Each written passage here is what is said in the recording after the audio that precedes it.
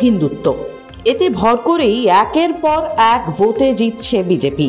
বছর ঘুরলেই বাংলায় বিধানসভা, এখানেও হিন্দুত্বের জিগির তুলতে ব্যস্ত বিজেপি। কিন্তু মমতার জগন্নাথ মন্দির উদ্বোধনে চাপে পড়েছে বিজেপি। একের পর এক প্রপাগান্ডা ছড়াচ্ছে বিজেপির নেতারা। বলা হচ্ছে পুরীর মন্দিরে 2017 সালে মমতা বন্দ্যোপাধ্যায়কে ঢুকতে দেওয়া হয়নি। তবে ফ্যাক্ট চেকিং পোর্টালগুলি এই খবরকে মিথ্যাচার বলেই ঘোষণা করেছে। অমিত মালব্য আসরে নেমেছেন, শুভেন্দু অধিকারী বুধবার পাল্টা সনাতনী সম্মেলন করছেন।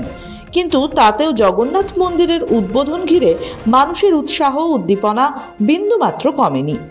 এই আবহে বড়বাজারের হোটেলে অগ্নিকাণ্ডকে হাতিয়ার করেছে বিজেপি। বড়বাজারের হোটেলে অগ্নিকাণ্ডের ঘটনায় 14 জনের মৃত্যু হয়েছে। ঘটনার তদন্তে ইতিমধ্যেই সিট গঠন করেছে কলকাতা পুলিশ।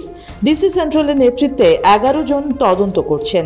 মৃতদের পরিবারকে 2 লক্ষ টাকা করে এবং আহতদের পরিবারকে 50,000 টাকা করে ক্ষতিপূরণ ঘোষণাও করেছেন তিনি। কিন্তু খোদ মোদি আসরে নেমেছেন, তিনিও পাল্টা ক্ষতিপূরণ ঘোষণা করেছেন।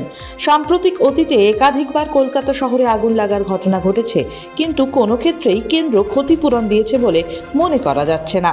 বিগত বছর হাওড়ার মঙ্গলাহাটে ভয়াবহ অগ্নিকাণ্ড ঘটে, সেখানেও কেন্দ্রের মোদী সরকার কোনো রকম ক্ষতিপূরণ দেয়নি।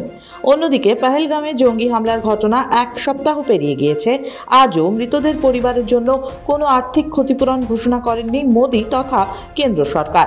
কিন্তু বাংলার ঘটনায় অতি সক্রিয় হয়ে আসরে নামলেন তিনি। তবে কি এর আড়ালে কোনো রাজনৈতিক স্বার্থ রয়েছে? জগন্নাথ মন্দিরের উদ্বোধনকে লঘু করে দেখাতেই কি খোদ মোদী আসরে নামলেন?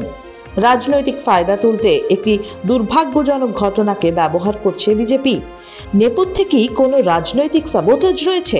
জোরালো হচ্ছে প্রশ্ন। পাশাপাশি ফেক নিউজ ছড়াতে পিছিয়ে নেই বামেরাও। ফেসবুকের একটি ভাইরাল পোস্টে একটি কাগজের প্রতিবেদন তুলে ধরে বলা হচ্ছে তা নাকি সিপিএম এর মুখপত্র গণশক্তির। সেখানে বলা হয়েছে দীঘায় মন্দির উদ্বোধনের জন্য মুসলিম সম্প্রদায়ের মানুষদের বেরোনোর ওপর নিষেধাজ্ঞা আরোপ করা হয়েছে 2 দিন ধরে। পাওয়া যাবে না কোনো আমিষ খাবারও। শাসক দলের নেতারা অবশ্য বলছেন এইসব খবর ভিত্তিহীন।